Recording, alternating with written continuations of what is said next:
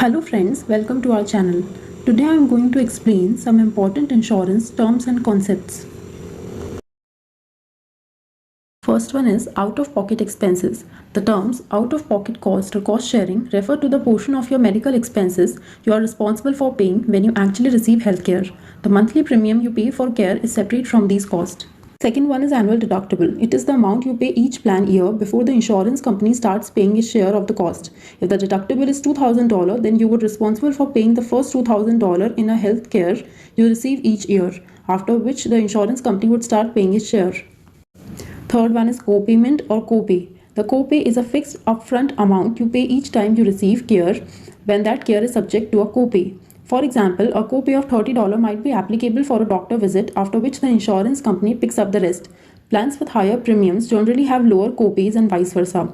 Plans that do not have copays typically use other methods of cost sharing. Co-insurance. It is a percentage of the cost of your medical care. For an MRI that costs $1,000, you might pay 20%, $200. Your insurance company will pay the other 80%, $800. Plans with higher premiums typically have less co-insurance. Annual out-of-pocket maximum. It is the most cost sharing you will be responsible for in a year. It is the total of your deductible, co-pays and co-insurance.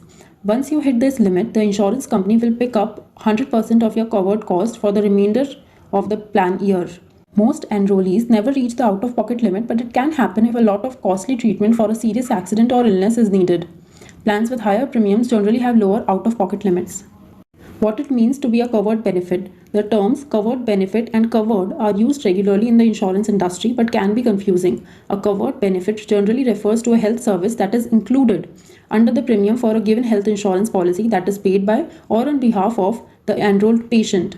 Covered means that some portion of the allowable cost of a health service will be considered for payment by the insurance company. It does not mean that the service will be paid at 100%.